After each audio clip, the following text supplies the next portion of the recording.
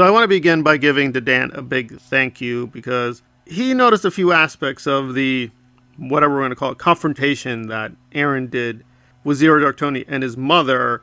A lot of the troubling aspects. And I will say, to be fair to Aaron, he doesn't just do it against women. But you will find him more often than not badgering really old women. Because, you know, he likes a fair fight. So the essentials of the situation is somehow he got really close to Tony and the mother, which we don't see it because, again, the way the video is framed, it's hard to see it. But apparently he was struck with Tony's mother's cane because he needs to use a cane because presumably, right, she's sick. And Aaron said, "I'm going to charge you." But then later in the video, as a reaction, said, "I'm not going to charge her, guys. You know, I'm just noting for the record, poor Aaronis. I got hit with a cane. Why aren't people crying for me? What about me? What about Aaronis? I just survived the caning." Well, obviously he's being rhetorical because I think most people will be like, right, you're in mortal danger of an old woman with a cane, even though obviously by definition. In fact, Aaron was running to them. So you're like, well, clearly you could just run and get out of the way. What's she going to do? Chase you? What, does she have the powers of the Flash? So it kind of seemed kind of silly. But also notice something problematic. Well, how did you get hit? Because he was saying that, oh, the cane, you know, it's just an act, da da da. She's not really a sweet old lady. How did you get close enough for her to hit you? You have to be really close to them for this to even happen. Right? And you notice the same thing when it happens with Aaron. He gets really touchy, saying, "Oh my God, these people invading my personal space." But there's not just the double, triple hypocrisy. There was something really weird about the rhetorical framing. Now, I'll concentrate on that more in another video, so this will be a two-parter. But he asked Tony, in all seriousness, "God, Tony, will you say something about the victims?" And this is where Dan gets a lot of thanks. Apparently, a lot of the things he was rhetorically charging Tony with, the prosecutor didn't say those things, apparently. So he just made it up. He just said, "Oh, you know, the prosecutor said this, Tony. What do you think?" So, yeah, it was just a clown show from beginning to end. But I just want to concentrate on that question. So he's asking Tony, are you going to say sorry to the victims, Tony? Now, I'm not denying Tony has victimized people, right? That's on the record, right? I maintain that consistency with Dana rotting Jules. Well, the basics are he took out a weird loan. Dana paid him a lot of money, and she wants the money back. And Tony has given a little bit of money, but not that much. So I think Dana's fine for asking the money back. It may never happen, but you know that's a legit complaint. Let's be honest. Aaron is not talking about that, right? I don't think he cares about Dana or Rotting Jules or whatever. But you know, maybe he's a Rotting Jules fan on the side. I don't know. So what victim is he talking about? Like, who is Tony victimized? We know someone who claims to be a victim of Zero Dark Tony. Nora. Remember Zero Dark Nora? Remember Zero Dark Nora, who Aaron did, no less than 6 videos demonizing? Saying, "This has gone too far, Nora. God, you're just a liar. You're a con artist. Oh my God, you're an opportunist." But now she's a victim. Okay, how does that work? But I'm not even going to concentrate on Nora. I'll do that in part 2.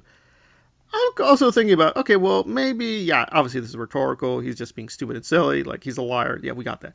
But let's just be fair. Maybe he's being serious. But then it's like, who could Aaron mean? Not Mike Render either, because Zero Dark Tony was critical of Render, but I don't think it's Render. So who is he talking about? Well, the very phrasing, and it's YouTube, so I got to be careful, about sea towels. Because Zero Dark Tony had this running joke about sea towels. Now, he might have been just referring to Nora, but he might also be referring to Marilyn, and presumably Aaron is talking about Marilyn being a victim. Now, the obvious problem there is Marilyn cannot be a victim. She cannot be a victim almost any standard imaginable. It doesn't matter what moral system, Hindu, Kantian, Nietzschean, whatever standard you come up with, from the Bible to Islam, whatever. She's not a victim. The very thing Aaron is accusing Zero Dark Tony of, like, oh my God, you keep going after these people with your toxicity, invading their lives, causing trouble. Who do you think you are? Marilyn has done that. Also, too, with Zero Dark Tony's style, which, again, this is me. I'm not a big fan of the style. For those who don't know, Zero Dark Tony likes to curse a lot. And I do mean a lot. He curses incessantly over and over again. This is not something I like. That's me. Marilyn does the same thing. She's been caught on camera cursing quite a lot and using very vile language and not respecting other people, mocking their religion. And we're not talking Scientology. She likes to see mockingly everyone and go with very false rumors and just do these witch hunt campaigns. So almost anything you could find troublesome with Zero Dark Tony, Marilyn is guilty of. But here's the thing. She's doing it for Aaron, right? She's badgering, harassing, attacking people for Aaron, right? For Aaron. And it gets even more laughable because Marilyn claims to be victimized not just by Zero Dark Tony, but Nora.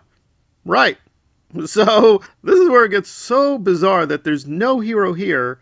It's even doubtful we even have victims. But okay, let's say you're a Nora fan. Okay, you can say, oh, well, well, clearly he's not standing up for Nora, so it can only be Marilyn and a few other people. It can't even be who rhetorically Aaron is talking about, like the redacted minor. He doesn't know that kid.